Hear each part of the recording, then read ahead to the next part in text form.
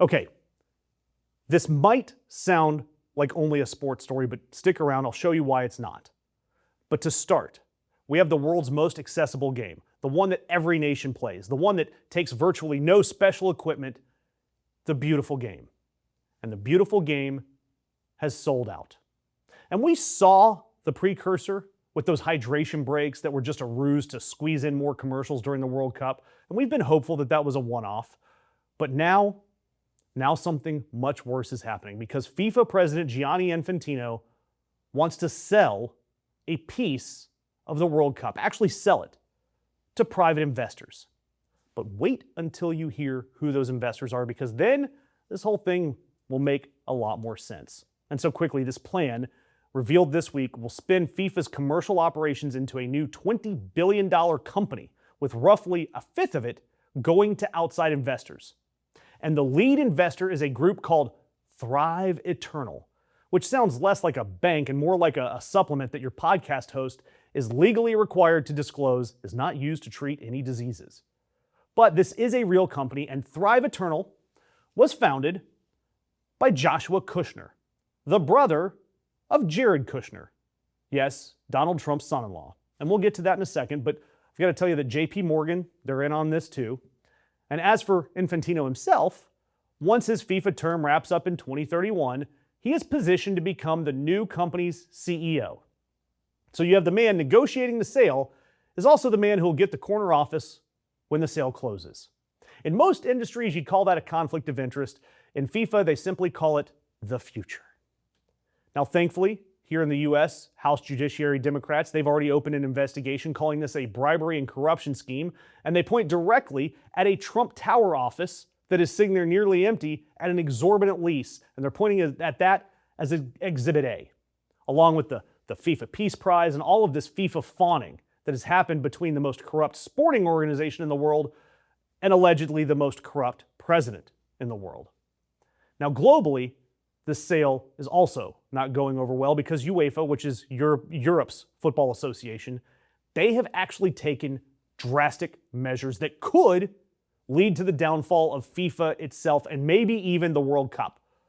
55 national federations, every major European power, Germany, France, England, your World Cup champs Spain, all of them unanimously on Thursday agreed to boycott every FIFA competition if this thing goes through, starting with a women's tournament that's held in Poland this September. Unanimous. Do you understand how hard it is to get 55 soccer federations to agree on anything? These are people who have been arguing about VAR offsides calls forever. But they are currently speaking with one voice, and that voice said, quote, "Some things are simply too important to sell. The FIFA World Cup belongs to football. It always will." And right before I recorded this, Asia's federation came out against this too. And CONCACAF, they said something. Our own regional body, they're kind of against it, I think, because the statement they put out reads less like outrage and more like a carefully worded press release designed to not really make anyone upset. Because it has the exact energy of an employee survey that's filled out by a guy that knows that the survey says it's anonymous, but somehow your boss knows that every comment came from you. And look, for all of you folks that are following football, if UEFA follows through with this, if they break away completely, if they build their own tournament from scratch, would it work? Would you still watch the other FIFA events like the World Cup if we ended up with these competing factions? Let me know in the comments. But like I said, this isn't a sports story. Ignore the sports part. And this is what you're left with, because Donald Trump enjoyed stealing the spotlight at the World Cup. He enjoyed having Gianni Infantino kiss his ring on camera, on a stage, on the biggest platform on television. And now his family, through the back door, gets to make sure that the Trump name is stitched permanently into the World Cup. He saw that the World Cup transcended him. And his first thought was, how can I buy this? That's his move, because this follows the exact same pattern as everything else this term. He doesn't care who gets hurt. He doesn't care what people actually want.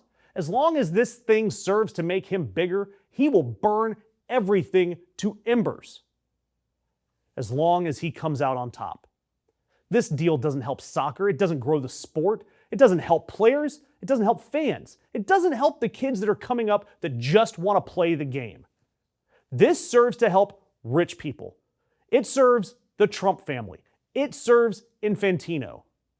And to people like that, the greater good doesn't exist. It's just a phrase they put in a press release to make you feel good about it. These people didn't build anything.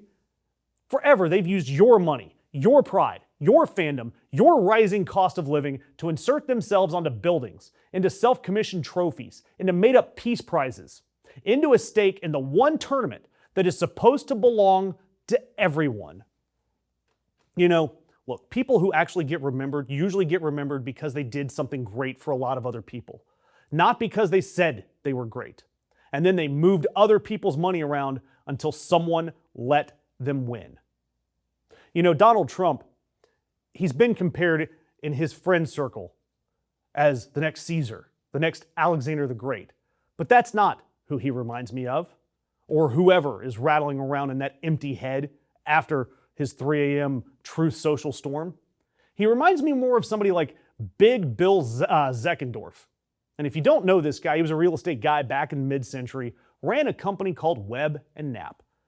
Guy bought the Chrysler Building, secured the land under the actual United Nations headquarters, built Century City out in LA from scratch, and at his peak, he had $500 million in deals running all at the same time, which if you adjust for inflation, would be about $5 billion right now across 17 states. But this man, he loved the spotlight, and he loved being the biggest name in the room, and he leveraged everything to the hilt. His own line was, quote, "I'd rather be alive at 18% than dead at prime rate." And then it all came apart because it was built on his ego and his ego alone. And when it fell spectacularly, publicly, Wall Street actually quivered when he went down. And so history doesn't remember him as a visionary. It remembers him as the guy that business schools use as a warning. The lesson that people took from this guy's life is boiled down to the sentence, it's better to be small and successful than famous and broke. I sincerely hope that Gianni Infantino and Donald Trump are listening, but they won't. And honestly though, if this thing finally kills FIFA as we know it, maybe it needed to be taken away. Maybe it's good that it's gone. Maybe UEFA leads the breakaway, builds something clean, something better, and Donald Trump's FIFA gets left holding this $20 billion spreadsheet that nobody wants. And that's why I'm asking that you hit this notification bell, because when a sitting president's family quietly gets a cut of the World Cup, it should be the headline everywhere. And the mainstream media let the story die.